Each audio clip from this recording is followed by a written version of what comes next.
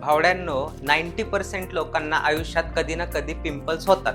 त्यातले 60% लोकांना हे वारंवार होतात आणि त्यातल्या 30% लोकांना हे खूप सिव्हिअर प्रकारचे पिंपल आणि ॲक्ने होतात आणि वारंवार येणाऱ्या आणि जाणाऱ्या पिंपलनी इरिटेट होतो आपण आणि आपल्याला कधी ना कधी लाईफमध्ये सल्ला दिला जातो की आयुर्वेदिक ट्रीटमेंट ट्राय कर आणि आयुर्वेदिक ट्रीटमेंटमध्ये सगळ्यात फेमस असलेलं औषध म्हणजे साफी. चला तर आजच्या व्हिडिओमध्ये बघूयात साफी खरंच काम करतं का. पिंपल आणि ॲक्ने हे हॉर्मोनशी रिलेटेड आहेत आणि साफी हे बद्धकोष्ठतेवर काम करतं. मग ते खरंच इफेक्ट करतं का.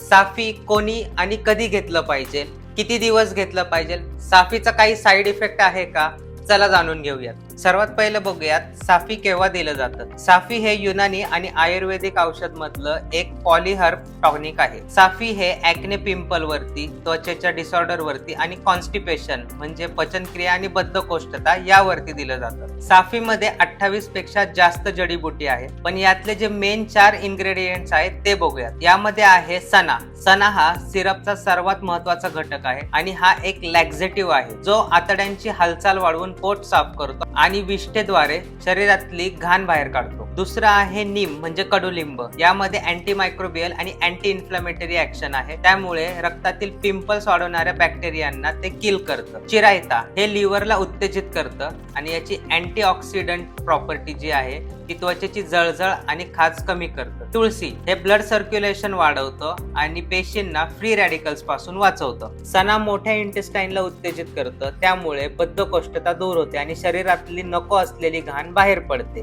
जडीबुटीमुळे लिव्हरचं कार्य सुधारतं. तिसरा इफेक्ट जो आहे तो आहे अँटी बॅक्टेरियल आणि अँटी अँड्रोजेनिक इफेक्ट. यामुळे रक्तातील अशुद्धतेमुळे आणि बॅक्टेरियामुळे सेबम तयार होत म्हणजे तेल ग्रंथी तयार होतात. साफी मधलं कडुलिंब आणि चिरायता रक्तातील बॅक्टेरियाचा लोड कमी करतं. मग साफी नेमकं ॲक्ने वल्गॅरिसला कसं ट्रीट करतं. हे काम करतं मूळ कारणावरती. खराब पचन आणि बद्धकोष्ठतेमुळे रक्तातलं जे टॉक्सिन आहे ते थांबवून आणि लिव्हर डिटॉक्स करून हे त्वचेचे आजार आतून बरं करतं. मग याचा डोस नेमका काय आहे तर अडल्ट साठी 2 चमचे म्हणजे 10 मिली एक कोमट पाण्यासोबत मिक्स करून सकाळी रिकाम्या पोटी घेतलेलं सगळ्यात इफेक्टिव्ह असतं आणि याला रिझल्ट द्यायला कमीत कमी 21 दिवस ते 2 महिने लागतात. पण साफी पिल्याने ग्लो येतो का. साफी मध्ये मेलॅनिन कमी करण्याचा कुठलाही गुणधर्म नाहीये, त्यामुळे हे फक्त पिंपल्स आणि डाग घालवतात पण चेहऱ्याला गोरं करत नाही. साफी हे आयुर्वेदिक असल्यामुळे 100% सेफ आहे का तर नाही. साफीचा सगळ्यात मोठा डिसएडव्हान्टेज हा आहे की बॉडीला